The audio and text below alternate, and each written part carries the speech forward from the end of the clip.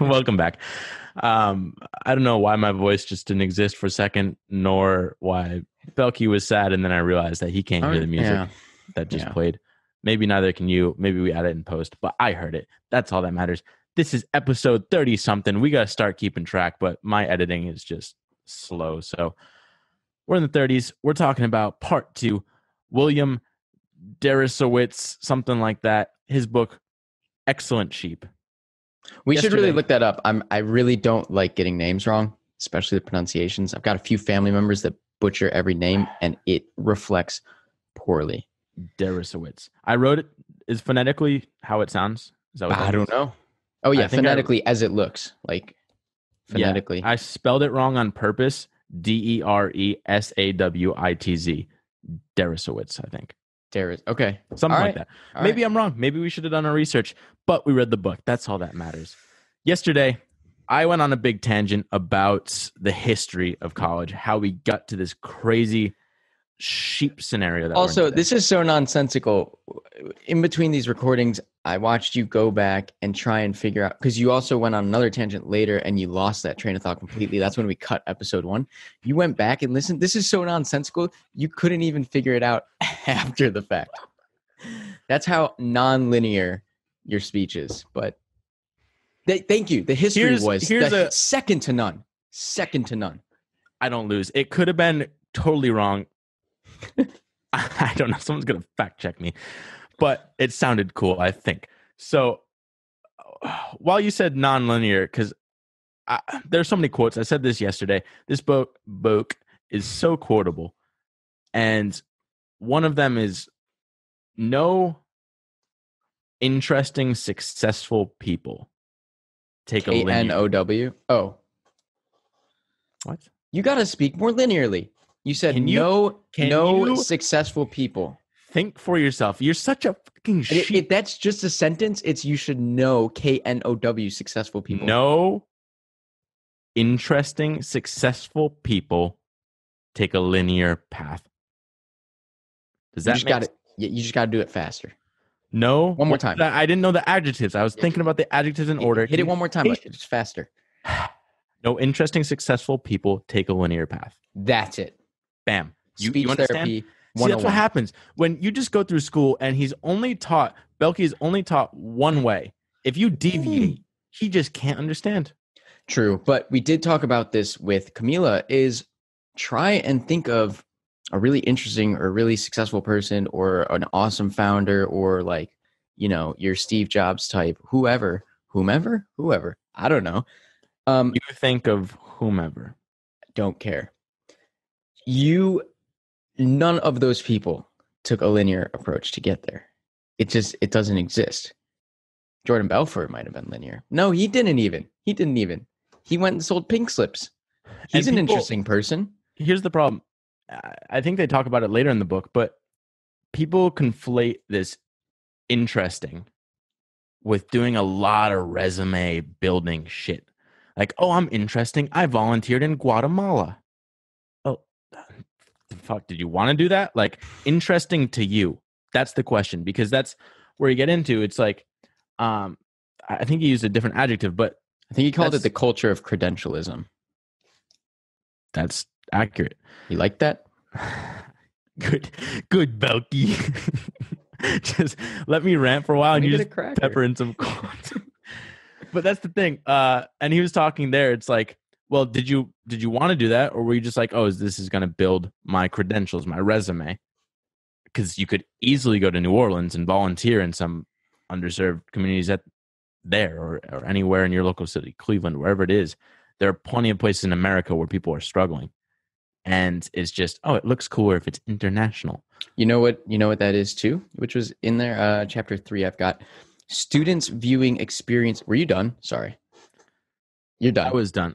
I appreciate the consideration. You're done. You just you had a long face. Students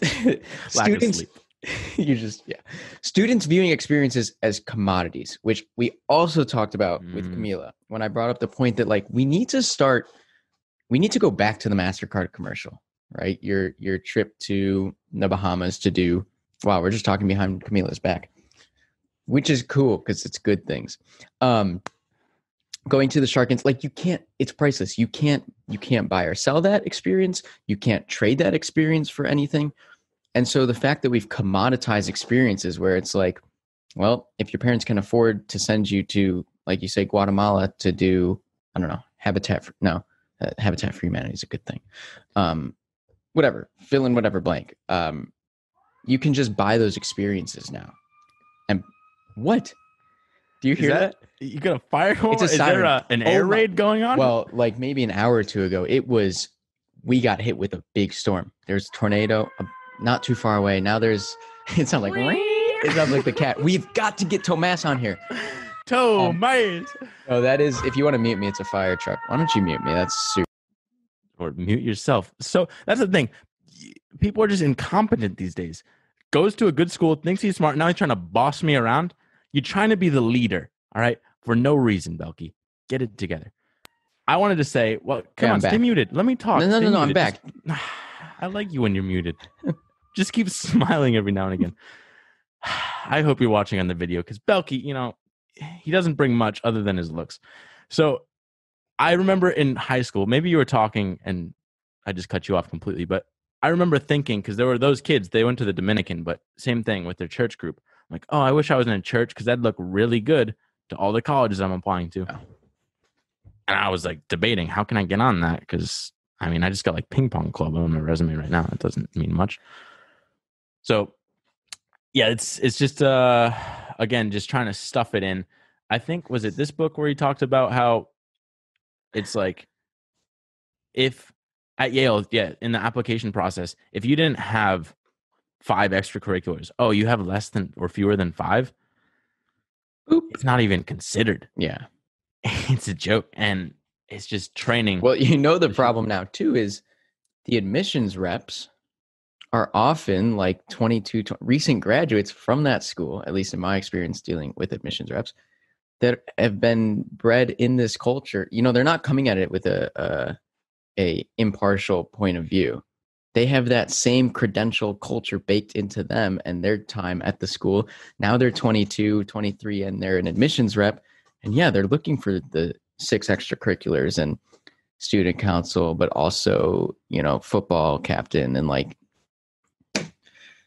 the heck.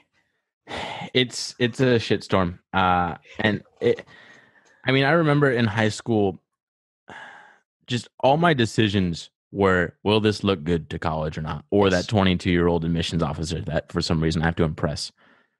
And I was at a crossroads too with this one class because I had the option. I don't know if I had the option, but there were 2 English teachers that everyone knew sophomore year. It's like, one is the hard English teacher, but you're going to learn a lot. But there's no way you're getting an A in that class. Dude. And there's the easy one. And whatever, she's just fun and like you'll have a good time in the class. We had the same thing.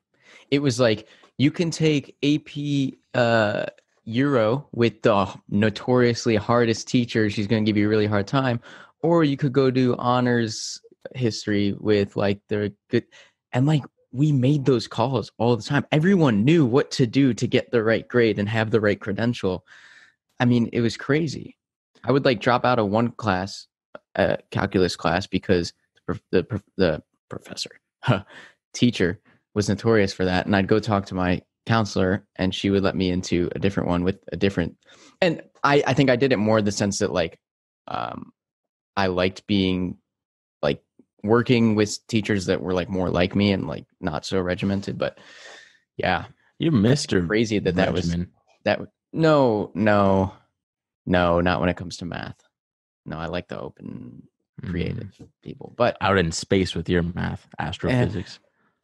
It's so interesting. I bet people listening to have a similar experience.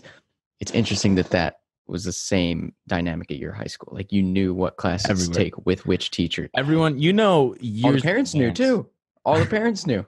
Well, that's, I think it's funny. I always sigh because I listen to these and I'm like, I always sigh right before I'm going to say something. But people, it's just because you're fed up and I'm fed up too. Yeah, I'm really, it's just this is the highlight of my day is preparing for this. And then right when I get on the call with Belky, it's like, No, it's because we're talking about a lot of things that we think are backwards. Some are objectively backwards. Some are subjectively backwards. But to sigh before everything, it makes sense because it's frustrating.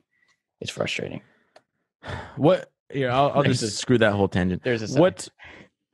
Positive note. What was your favorite class at Brown? Favorite class at Brown? I took so many. Honestly, I'd have to go back and look. But I do know what was the trend with, or the professor? It was always the professor. It was always the professor. Yeah, and then the one I can really remember was a jazz. It was a big band production class. So I, you go to Brown, right, and it's open curriculum. Okay, but then you get into the physics department, specifically astrophysics, and I don't know how many classes we took, like 32 maybe, and 31 of them are now requirements. Okay, so you've gone from open curriculum to you don't have any freedom. But senior year, I got to take one class, which was a music course. Maybe I took 2 senior year, but this one in particular. And it was just completely different. It was, to me at least, easier and less stressful, but by the end of the class, we had done this like awesome project. So the one class was one project focused. That's what I liked. That's pretty cool. Did they recommend that in the book to have? I don't know. But instead of having problem sets due each Friday, we had a section of our big band chart, which is a 20-piece arrangement, but one section of that was due each Friday, and you're building to this larger thing. It was awesome. I don't know, maybe I got it from you, maybe somewhere else, but I miss school. Having that purpose for what is the point of this class? Like if it builds to something, I think that's amazing, because you can, like, I was taught to, whenever you're assigning something or like giving someone that's working for you a task, like say why you're doing it. And if you say, oh, we're doing this problem set because we want to build this amazing website or this great musical production at the end of the year, and you have to know how to play XYZ, whatever, it all makes sense. It fits into the puzzle that you're building. And I think that's just instead you're solving problems that have already been solved before. So here's what I liked was when Will gets into some of his solutions, and I don't think we agree with all of them, but he says that the teacher should go into class not trying to teach a course, but trying to teach students. And even further, the point that I like even more than that is not only are you trying to teach these students, but you're trying to explore. Like, the teacher shouldn't have all the answers. You're trying to ask questions that no one knows the answer to. Those were my best professors, by the way. We were questions without answers. We were problem solving as a class, right? Like one I can remember was, it was a freshman seminar, and it was on energy, and like we would sit down in class, and he's like, "All right, let's try and figure out like what amount of energy is lost in this building, the building we were sitting in, due to like whatever it's called." And you can't do that sort of exercise, at least easily, with 100 students in a lecture. Yeah. Right. You need this under 20 students, whatever, seminar style classes. And the problem is we have so much of our attention and funds going towards research that we don't have enough money to have the professors we'd need to have these 20-person and fewer seminars. Yeah, that's what he said at some point. I can't find it, but there. So you're not going to get the same education at Illinois State University and Stanford. You're just not. But there are so many possibilities in between. And what he recommends is looking for colleges that offer freshman seminars that ask larger questions about life. Those exist at so many different places between, I think it was Fresno State. Dude, how cool would this be if your college, I don't know, motto or selling point, how you market your school, is every class you go into, you're going to know everyone's name in the room. That's such a good metric because I remember freshman year, we're required to take these first year seminars first year freshman seminars. And in mine, it was the health of Hispaniola. So the Dominican Republic and Haiti. Belky, are you listening to me or am I just talking I'm writing something so I can listen and forget about what's in my head. When we get guests on, they think you're texting. You got to write it up here so we can. Yeah. Now I know you're taking notes on something. You could be drawing stick figures of me, but I don't care. So here's the point. Yeah. We took this class. It was amazing because Dr. Emke, shout out Dr. Emke, he made one of the first exercises in the class was go home. Here's the attendance list. Here's the roster for the class. First name, last name, and a little blurb about what they're doing. Memorize all of that. And we went around the room and you had to get every single person and everyone else in the class, like every single person. And now, whenever you're having a discussion, you're like, well, Brianna, I admire that point, but I liked what Eric said and it's just like this amazing environment of problem solving like you had, but it's so personal. This was a freshman seminar? Yeah. And I've had that too. That was why my favorite class at Brown, the persuasive communication, we've probably mentioned a couple times. That was the same way. You knew everyone in the class. It was very open discourse and debate. That's what's missing. There's no debate. There's the two things I wanted to write down. There's this school, I think it's in Nevada, the Minor School, something. It's 13 students total. And I think it's still around, but I imagine it's got to be the best place to do exactly what you're describing. There's another one that my cousin is at called Quest, which I believe is in Canada. And Quest, I'm not sure how big it is. I think it's relatively small. But all the students go in there. These are other options. All the students go to Quest, and there's not like majors or anything, at least from my understanding. You go to Quest, and through your freshman year, I think, again, this is me just talking out of my butt, but you go through freshman year developing a question that you want to have answered by your fourth year. That's like your major. Yeah. Like big world, like life questions. Maybe it's not a question, but like a path. And so you do that, you explore that for 4 years, and then they decide, when you're a senior, if you've fulfilled that quest. And then you make it. So if you're a dumb freshman, I wonder how many beers I could chug. I guess it's 26. I don't think that's the kind of student going. Quest is just a party school. No, but that's the problem. Is Will says I'm on a quest to get the best turnout at this tailgate. With college, you come in and it's capped on both sides. With in the beginning, you have what's the first thing? Not commencement. The what are the two called? I always screw them up. Oh, it doesn't matter. I know what you're talking about. It bugs me though that I don't remember. I know the beginning and the end. Convocation. There it is. I don't lose. Convocation. Yeah.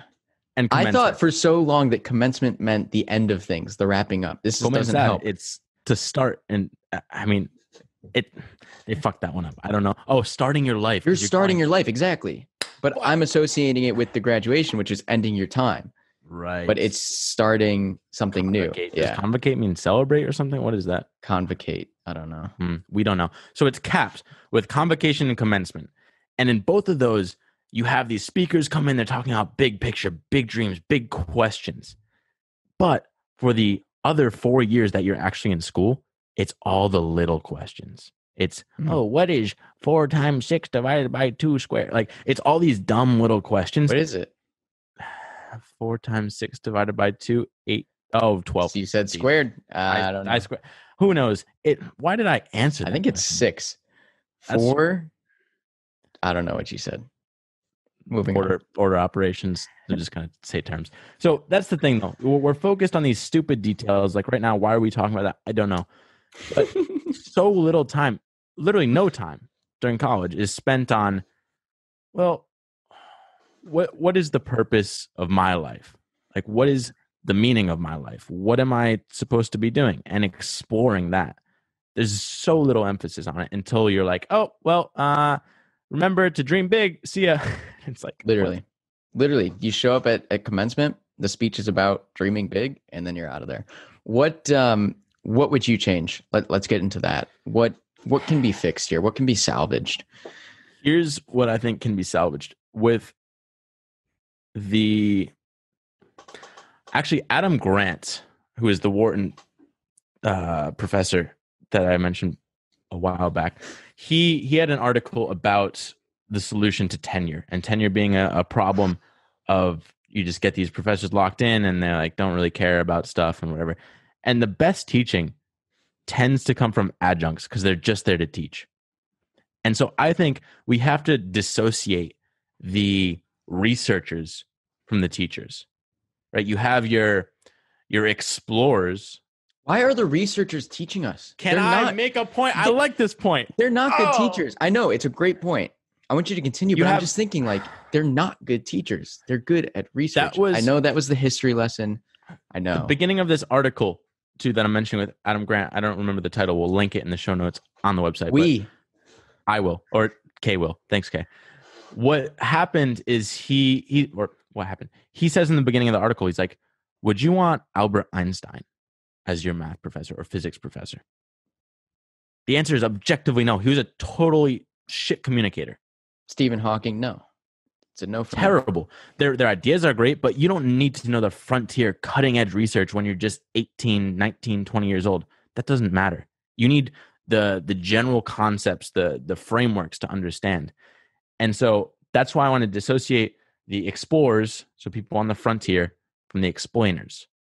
And so you have explainers come in. Those are more adjunct, like they're paid to teach. And then, sure, the explorers, they can go make all that research grant money. Go do your own thing. You don't want to teach. Just have your priority.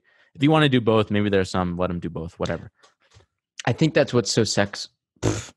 I think that's what's so successful about like the BEO curriculum at Brown, the entrepreneurship curriculum, is you've got in so many of your courses, I'm speaking for you here, but I took some of them.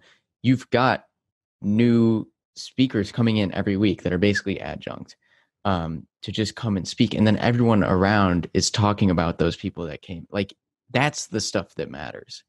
That was actually a cool class. Everyone jokes at this class. Actually, there are two versions, Engine 90 and Engine 9, I think they call them. It's weird because they're actually 90 and 900, but 900, yeah. Whatever. I was in, and I say whatever a lot too, my dad pointed that out, but I was in one of them, and that class was awesome because, like you said, they'd bring in these Slick guest Rick, speakers. where you get your grammar tendencies from? Dude, he says alls. Alls. What do you mean alls? Like alls the cats. Alls use guys? Like all the cats, alls the cat. Like he just adds a Z. Nope, Slick Rick. He stopped doing it, but he went through a streak. It was a bad time for Slick Rick. So what were we talking about? God damn it! You can't bring up Slick Rick. Check the tapes. Said whatever, and then your dad corrected you. Before whatever, Belky. I know I said. All right, whatever. There you go. There it is. Oh, so we were in this class, and oh no! Tune into the YouTube video. Yeah, it's late. This is the hour where we just crumble. Oh no! Yeah. Go before you forget again. All right. So this class, what was amazing is the professors. He's known by everyone. Actually, damn, we're gonna go on too many tangents. Whatever. The class is awesome because we have this old professor known by everyone. That's actually the test when I met these people in Texas. They're like, "Oh, did you really go to Brown? Do you know this professor?" And I did. Because I took his class, and his class was awesome. Not because of him; he's not a good teacher anymore. He'd do anything, but he'd bring in these amazing CEOs and successful people that took these just different paths. Like you got to see what the banking route was like. I was like, I don't want to do that. You get to see what the entrepreneur that just went to Silicon Valley and tried his own shit. I'm like, oh, that's kind of cool. And then you just get to see all these life experiences encapsulated with people in front of you. So that's the BEO. That's the part that I liked. Not all classes were like that, but you had more freedom to take those classes. So you want more adjunct? I want explainers. The reason why explorers. adjunct, because professors, you have to pay them 100, 200K if you're going to have a researching professor. And you don't need that type of quality. You just need like a slightly more experienced high school teacher that can inspire and ask good questions. That I'm doing quotes here. That quality too is why tuition is so high. Like the cost of the faculty, especially at these schools, I mean, it's outrageous. It's outrageous at public schools too. You have college in a pickle because that's just a weird. You ever play that game, Pickle? Yeah, throw a tennis ball at the back. Yeah, they're in a pickle because they're paying these professors that can't teach, and now it's blatantly clear that, like, if they're not in person, it's horrendous teaching. Not only is it bad, it's horrendous now, and it's just, it doesn't make sense. Like, I'd much rather have who just anyone on YouTube explain this stuff to me. I'm trying to think of like the best. Mark Rober. Yeah, Mark Rober is great.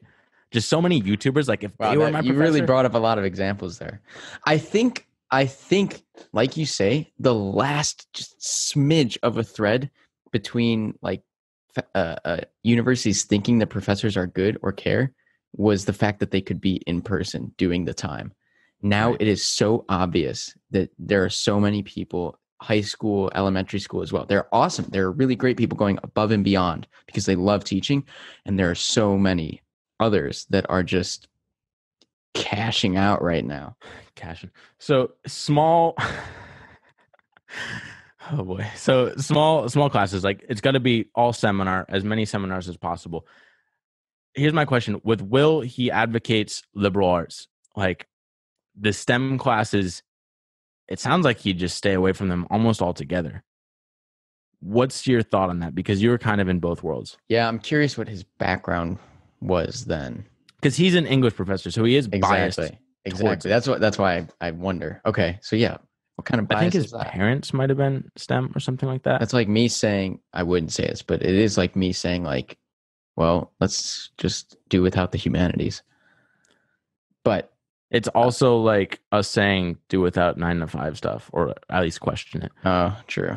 But there it is. Confirmation. I mean, what is your gut instinct there? Is it overblown, the hype of STEM? And there is that, like we talked about it with David, episode 31, with how, BEO is a joke, whereas econ or even more engineering or something, that's the legitimate stuff. Oh, let me say this real quick. There is, and people don't realize this, but there is that hierarchy within professors of, that's a professor of English and they don't bring any money into the school. Yep. Whereas I'm a professor of whatever, the biology department or physics department or whatever's bringing the money. I don't know, but something. It's so true. It's a big status play. And so the students have it, the professors have it, everyone has it. And that's what all this is. It's status games. And what do we think about status games? No bueno. We don't do those. That's true. Good takeaway. Belgy's teaching me something. That's all this is. That's all this is. It is status signals, at like the most blatant level happening in real time. So do you think that's then the solution to most of our problems, is just like getting people to screw status? You're never going to be able to. It's human nature. Right? To say, I trust this person, that's safe, versus like this tribe. Right. Like you need status is important for verification that what is the term? Like you get a degree. One is to to signal. Part of it is for signaling. And that's where the status comes from. Is like, it's an easy way to screen people. Yeah. And it's not just a signal. It's a freaking lighthouse. You know, when I apply somewhere, and I don't even have to say anything. My email is at alumni.brown.edu. I mean, I haven't been asked for a transcript. I haven't been asked for references, like nothing. Talk about a signal. That was right. I guess people, if they're going into probably only like med school or something like that, or graduate school, they need it. But my whole goal in college was I want to never use a resume. That was my goal. If I can work and never need a resume, that's amazing. No transcript, nothing. Oh, look, he's texting. So I agree. I'm in that boat.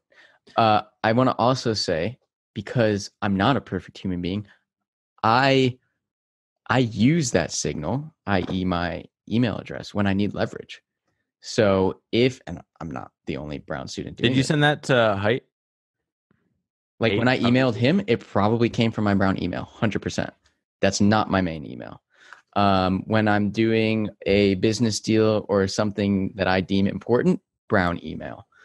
If I'm applying for a job, Brown email. I mean, come on. That's what I did too, all the time. And so if we circle back, there are a couple points that I want to make. So small classes, you have this differentiation of professor and researcher, and then you can afford more professors, so you can afford these smaller classrooms, etc. And then, like you said, with your music class, is you have a purpose, like you're building towards something in each and every class. And I would ideally like to see the arc transcend, kind of like Quest, where you, and kind of like my high school, where at the end everyone comes out of school with, in my case, a website or some sort of portfolio, like some representation of all the explorations, all the adventures they went on. In high school? Yeah, that was the graduation portfolio that I waited and almost didn't graduate. We did a junior theme kind of like that, but it was bullshit. It was all bullshit because here's the problem. No one ever explained why it's important. Yeah. So it was just another checkbox. Yeah. So here, I think we need to explain, like, hey, the reason why we can get away with a more liberal arts education is because by the end of these 4 years, you're going to have a complete portfolio of all the thought-provoking, I don't know, mind explorations you went on, because you're going to have a little blog post, and that's the homework, is like post on your blog. And then we all like read each other's blogs. Maybe you shoot a video. Maybe you do some creative exercise, but it's all leading towards this kind of liberal, philosophical debate type stuff. That I think that's what William wants, is just more questions. He says, here's a direct quote on this subject is, people always asking like, what are you going to do with that major? Or instead of finding yourself, how about finding a job, which are meant to make you feel self-indulgent for following your curiosity. What he says is like, is following a career simply to make money any less self-indulgent? I forget how that ties into your point, but when you were saying it, it did. So I might have to rewind that one too. Wow, we are really losing it past 5 p.m. plus little sleep. I do think, though, that's so true. I wrote down a lot of stuff like that, and I have to keep in mind, like, his audience is students of elite schools that don't have much debt. Like, the reason why I bust on Binky, our friend, for not having a job and that he has to get a job is because he has more debt than most That's people. true, right? Like, I'm not taking this stuff and going and yelling at my friends that are applying to really formal jobs, right? Like, I want to make that clear too. You and I both understand the flip side. That is like, if you have these obligations you have to tend to, then like that's just fact of the matter. So we're not shoving this down our direct friends' throats that have to work to climb out of their debt canyon. The debt canyon. The debt canyon. There's the episode title. So the debt canyon, totally unrelated, just minor point deep in the podcast. It'll get you to listen all the way through. Clickbait, baby. Yeah, I think those are the main points I'd hit. Just more teachers, some more seminars, some more questioning, more purpose. Yeah, leading towards the big question. Get people to think long term, to think bigger picture, because I've heard, like, MC, we had on the podcast, and I didn't ask her, but I remember hearing it sophomore year where she felt lost and just didn't dedicate a lot of time to kind of questioning every assumption we have. And that should be the purpose of each and every professor is, hey, you have this belief. Let's break down why. Like, why do you believe that? Be the devil's advocate in every scenario and just have people get to the essence, the first principles, if we want to link a good article there. First principles. Yes. Like, just take it to the essence. Why are we doing what we're doing? And I think you'll find the answers aren't what you think, and they're silly in a lot of cases. Like, I was thinking about David as we're talking about everyone behind their backs. I was thinking about David, and like, he wants to come on the pod. We're going to talk about you forever. We're going to talk about shit. So he's like, I want to support my family, never think about money, etc. I don't really want to say this because it's kind of gossipy, but like, he went to a boarding school And I'm like, I think his parents are probably, they're not suffering or anything like that. Like, I feel like if you ask, you question that belief and you're like, do they really want me to sacrifice my youth to have a little bit more money to support us? Or are we 60-year-old adults and we can support ourselves and go just live your dreams? Oh, that's hell yeah. Thanks for talking to myself, Dylan. How about this thought? He talks about how there's this article on it. I don't remember who wrote it, but breaking up with your parents. Oh, Tomias. Yes. You cannot enter adulthood until you refuse to abide by your parents. Yes, you have to break up with your parents. I mean, it's funny too, because we talked to Ais on this. We're going to hit every guest that was ever on the podcast and will be. And Ais talks to his mom every single day, right? At least several times a week. Yep. I'm pretty sure every single day. Yep. And you always hear Olan yelling upstairs, telling Ais what he has to do. Oh, he's got to make sure his application's in XYZ. You have to become aggressively disloyal. Or, I mean, the consequence is, well, that's a consequence, but never entering your own adulthood. And his solutions for that are like take a gap year. He had a couple of things to try and make that blow easier. The easier method is just, hey, we can have monthly phone calls, but that's it. Yeah. Maybe it's once a week if you can't handle that or your parents can't handle that, but you got to dissociate and you got to just step away. That's what was nice about Argentina for me, was I had this excuse all the time, like, oh, the Wi-Fi is bad, I can't talk or whatever. And we'd only FaceTime so rarely. Right. So you just complete independence. And that's what college is meant for, is like you have your job period, you have your grind period in high school. You made it just explore, like adventure, open your mind to new areas. And if your parents are constantly hounding you the same way they hounded you to get into college, and now they're like, oh, get in, good job. Yeah. This is something I'm dealing with now, is that breakup of like, especially when I want to do all of these unconventional creative things, like it's a tough breakup, but it's hard to fight. So one aspect says you have to have that breakup. The other, I don't know if you read it, maybe you did the tail end blog post on Wait But Why. Yeah. Which is basically like spend all the time you can with your family, because, well, you've got 5% of your time with them left. So I think it's like break up, but then, circle back. Obviously you have to prioritize those relationships. For example, Tim Ferriss, I was listening to his podcast, I think with Matt Mullenweg, who started WordPress. They were talking about this and he mentioned the tail end. And he's like, my solution, because like after you leave high school, I think you've spent 80, 85, whatever % of the time with your parents you ever will, maybe more. And so what Tim does is like, he has these vacations twice a year with his parents. But other than that, complete independence. Like, still connect, have that time for just them. But the majority, they can't influence you. They can't sway you. And this is the quote that I like from the book. I don't have it verbatim on me, but are you okay with disappointing your parents? I think that's so fundamental, because if you're okay with telling your parents, hey, I know this might sound like the punchline of a joke, but I'm going to study English. And like, English, what are you going to do with an English degree? And be fine with that. Like, especially if you didn't talk to them. I mean, like in my sense, it's like, I'm going to live in a van next year. I would qualify that as a disappointment to my doctor lawyer parent. Obviously, they don't really mind, and they'll hop like on he's board. Finally out of the house. Thank fucking God, get in the van now. Right. But as in terms of status, right? Like, it's gonna be a tough pill for them to swallow, is telling their friends that, unless it's got them 16-inch sexy platinum rims. We gotta go. Pop, any final words? Any final quotes? I spit thoughts? My whole thing, but did you have any critiques of my system? My ideal? No. I think it's spot on. The things you were missing, those are your solutions. I reckon the things that came directly from the book were, like things like, it's the standard stuff. Discounting. Not a free thinker over there. Athletes and legacy. I don't even want to talk about it. It's stupid. I think I'm curious. Pertinent.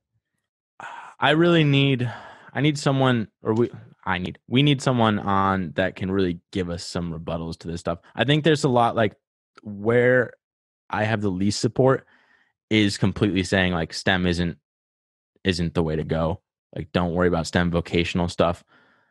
I do agree that you can learn that online. Actually, this is what was interesting is he hated big time on online classes and stuff like that. Like, know that guy, what is it? Scott something that did the MIT challenge. We can link his website, but he took, like, there are all these online courses. You can get a degree from MIT and take it online, but he hated on that because you need this debate, discussion, Socratic learning method. And so there's just a lot there. I'm more in favor of his methods, obviously. I think you are too. But maybe someone someday I can't say rule out disagree. STEM completely. I also don't think STEM is equal to vocation. I think you just said. I maybe that's more like nursing or like pre something. Like vocational stuff I think is really important. Not enough people are going to vocational school. For another that's time. That's kind of contradictory. We're clearly tired. Yeah. We've been absolutely ranting for a while. 41 minutes in. Thanks for listening. Tomorrow. Oh, bring some more energy. Come on. Me. You're the one that's little rodeo horse. Look at you. So, Avatar. Yes. Wait, you told me that was next week. Isn't today? What's today? Monday? Oh, it's Wednesday. I don't know what day of the Today's Monday. You told me it was next Monday. No. 3 weeks Monday. We have Wednesday. This Wednesday. Maybe I'll just talk to him. Screw you. I won't even tell you. And then 3 weeks from now, we're talking to him again. Oh, so disregard that. Tomorrow, how have you already planned to talk to him again when we haven't talked once? What's that all about? Because he's so excited about the systems we're putting in place, and he wants to do it himself with his podcast. Yeah, that's true. Avatar will be really interesting because he works a very, obviously a labor-intensive job. He also has all these desires to create awesome content, and he's figuring out he can't do both. It's going to be great for you two to talk about automating the process. That was excellent, Sheep. Well, that was like a fifth of it. You got to read the book. You can trust what we say, but you shouldn't. And Dylan, until tomorrow, that's it. That's it. See y'all. That's the outro now. That's it. See ya. Oh, I didn't put the music, whatever.